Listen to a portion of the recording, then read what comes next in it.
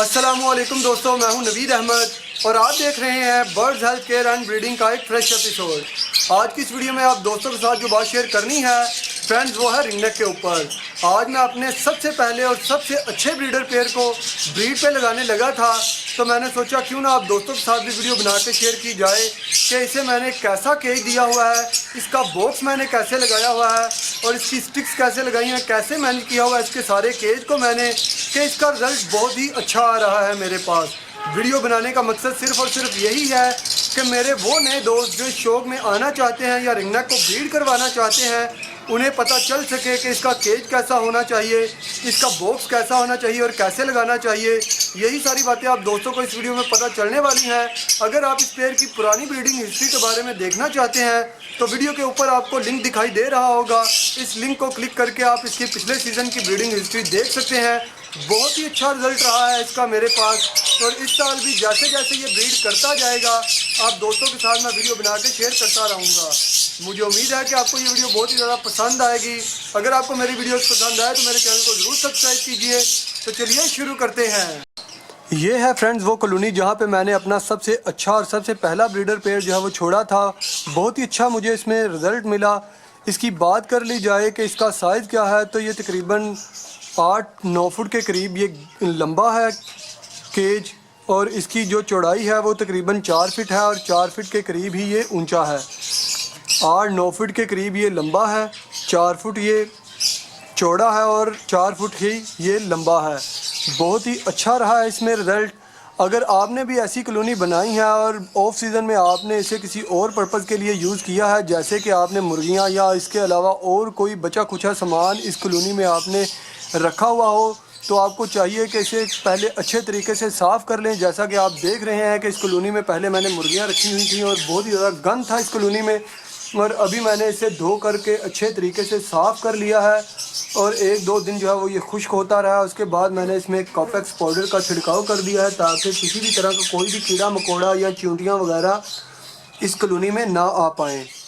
اور آ جائیں اب میرے پیچھے پیچھے کالونی کے اندر۔ یہ آپ دیکھ رہے ہیں کہ اس میں باکس جو ہے میں نے اینٹوں کے اوپر رکھا ہوا ہے، کیونکہ میرے پاس باکس کو لٹکانے کے لیے یہاں پہ کوئی بھی چیز نہیں تھی کہ جس پہ میں باکس کو لٹکا سکتا، تو میں نے اینٹوں کے اوپر ہی رکھا ہوا ہے باکس۔ اور باکس جو ہے وہ آپ نے کوشش کرنی ہے کہ جب بھی آپ لٹکائیں یا کسی چیز کے اوپر رکھیں کہ باکس ہلے نہ، اچھے طریقے سے باکس جو ہے وہ فکس ہو تو پھر ہی بیسٹ رہے گا۔ نہیں تو فیمیل یا میل جب بھی باکس کے اوپر بیٹھے گا تو اسے کافی پریشانی ہوگی، کیونکہ باکس ہلتا رہے گا اور برڈز بھی ڈسٹرب رہیں گے۔ اور جب بھی آپ نے کالونی میں یا کیج میں سٹک لگانی ہے تو آپ نے کوشش کرنا ہے کہ باکس کے منہ سے نیچے ہی آپ سٹک کو لگائیں، اس سے آپ کو بہت ہی زیادہ فائدہ ہوگا اور برڈ جو ہے وہ ایزی طریقے سے باکس کے اندر آتا جاتا رہے گا۔ اور اس کے بعد اگر آپ کو لگے کہ آپ کے پاس اور جگہ ہے تو آپ ایک اور سٹک لگا سکتے ہیں تاکہ برڈ جو ہے وہ اڑ کے کبھی اس سٹک پہ چلا جائے اور کبھی وہاں سے اڑ کے اس سٹک پہ آ جائے۔ بات کر لی جائے اب اس کے دانے کے اوپر، آپ دیکھ رہے ہیں کہ پلاسٹک کے برتن میں نے دانہ لگایا ہوا ہے۔ اس کا بہت ہی اچھا رزلٹ ہے، برڈ اس سے دانہ باہر نہیں پھینکتے، اور رنگ نیک کو ویسے بھی عادت ہوتی ہے کہ وہ دانے کو یہاں سے باہر نکالتا ہی رہتا ہے۔ اور اس کے علاوہ اگر آپ کا برڈ سافٹ فوڈ پہ لگا ہوا ہے تو آپ پہلے سے ہی اس میں سافٹ فوڈ، دانہ اور پانی لگا دیجئے تاکہ برڈ کو چھوڑتے ساتھ ہی کسی طرح کی پریشانی نہ ہو۔ ابھی میں فرینڈز اپنا وہ پیئر لے کے آؤں گا اور آپ دوستوں کے ساتھ شیئر کروں گا۔ اسے چھوڑ کر کے بھی بہت ہی زیادہ مجھے امید ہے کہ پیئر خوش ہوگا، کیونکہ اسے پتہ چل جائے گا کہ ابھی بریڈنگ سیزن جو ہے وہ میرا سٹارٹ ہو گیا ہے، اور اسے باکس بھی دے دیا ہے۔ آپ دیکھ سکتے ہیں کہ فرینڈز میں نے پیئر کو چھوڑ دیا ہے اور فیمیل جو ہے وہ چھوڑتے ساتھ ہی باکس کی طرف جو ہے وہ اٹریکٹ ہو گئی ہے، باکس کی طرف دیکھ رہی ہے اور ان قریب یہ باکس میں آنا جانا شروع کر دے گی۔